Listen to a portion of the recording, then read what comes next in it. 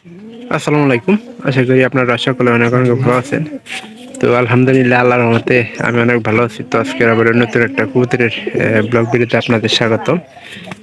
চ্যানেলটিকে এখনো এর মোটাবো সাবস্ক্রাইব করে দেননি, দয়া করে সাবস্ক্রাইব করে দেবেন এবং কি পরবর্তীতে এরকম নতুন নতুন কবুতরের ব্লগ ভিডিওগুলো পাওয়ার জন্য অপেক্ষা করবেন। তো যাতে করে ভিডিওগুলো মিস না করে সেজন্য কিন্তু আমার ভিডিওটা করা। ইনশাল্লাহ সবাই ভিডিওগুলো দেখে দেবেন, ভালো লাগবে।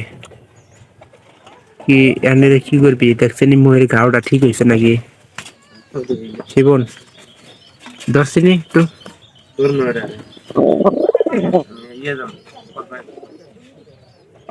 একটু দেখাল দেহে দেহে একটু আজকে আমি দেখাই। আর একটা এই কবুতরের মুখে ঘা হওয়ার কারণে কিন্তু কবুতর কিন্তু এটা করছে, ঘা হওয়ার কারণে মনে করেন যে ডিম নষ্ট করছে। এখন এটার ভিতরে আমি একটু দেখার চেষ্টা করি যে কি অবস্থা আছে গাওটা।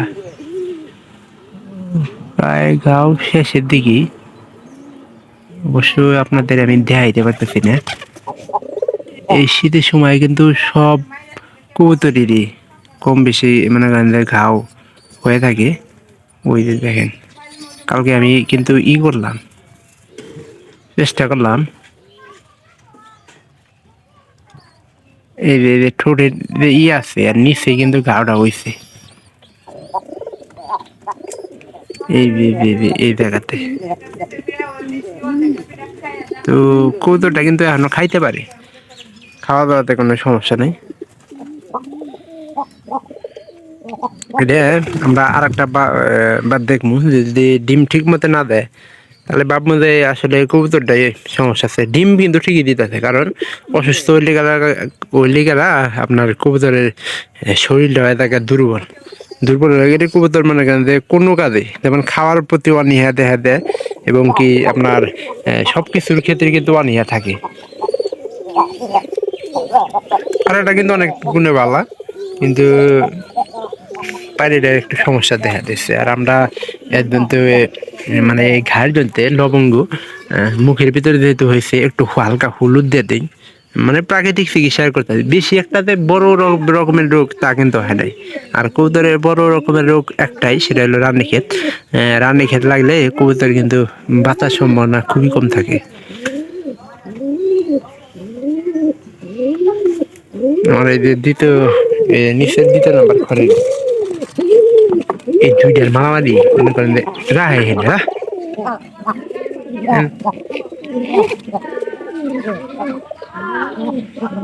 এখন ঝালায় এরা খুব তাড়াতাড়ি মানে ডিম দিবে। এই যে এই ঘরে পায়রা ডাবে আমি কোনো সময়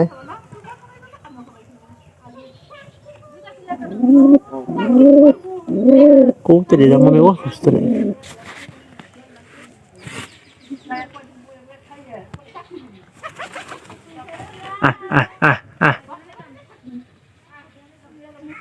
সুন্দর হয়েছে একটা বিষয় আপনার লক্ষ্য করছেন, যে কবুতর কিন্তু সুন্দর হয়েছে। ওই যে আমরা একটা জিনিস দেখছিলাম যে মুখে যে ঘা হয়েছিল ওই দেন ঠোঁটের ভিতরে, আমার মনে হয় ওইটা এখনো ছাড়ে নাই, যার কারণে কবুতরটা এরকম। কালকেও দেখলাম ভালো খাইতেছে, কিন্তু ইদানিং ধান খাওয়ার কারণে কিন্তু এরকম সমস্যাটা হয়ে থাকে।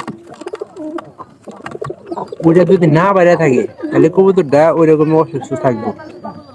আর এটা একটু চেষ্টা করি, মুখটা মানে হা করে উঠছে, আমার মনে হয় ধান আটকেছে। শিবন আসলে এটার ব্যবস্থাটা আগে করানো লাগবে।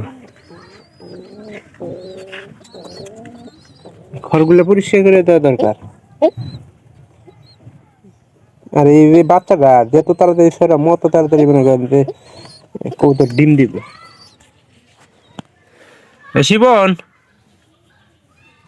এই যে তৃতীয় নম্বর ঘরটা পরিষ্কার করে দিতে লাগবো, কারণ বাচ্চা বড় হয়েছে। আমরা একটা জিনিস চেষ্টা করতেছি যাতে এই যে এই ছোটো খোবালা মানে দুইটাই খোবালা হয়েছে, তবে এই ছোটটা রাখলে পাইলেও সম্ভাবনা আছে, এই জন্য আমরা রাখা দিবার চাইতেছি।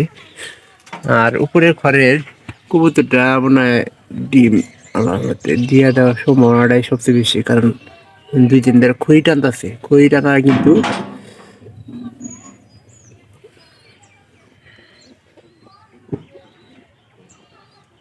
চেক করে এই যে দেখেন পশম দিয়ে কি হয়েছে। এই সময় কিন্তু কবুতরের পশমটাও কিন্তু রীতিমতো পাল্টিব।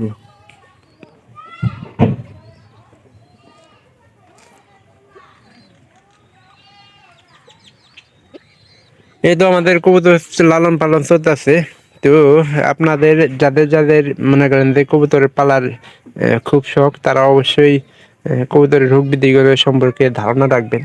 সেক্ষেত্রে দেখা যাবে যে যদি আপনার ধারণা থাকে, সেক্ষেত্রে দেখা যাবে যে কবুতরের সবকিছু সমাধান খুব তাড়াতাড়ি হয়ে যাব। জীবনে ঘরের পায়রাটা দেখছস, মুখ দিয়ে অবস্থা খারাপ। সমস্যা নাই কোনটা এই কানে। তো ইনশাল্লাহ সবাই ভালো থাকবেন, সবাইকে ধন্যবাদ। দেখা হবে পরবর্তীতে অন্য কোনো ব্লগ ভিডিওতে, অন্য কোনো বিষয় নিয়ে। ধন্যবাদ সবাইকে।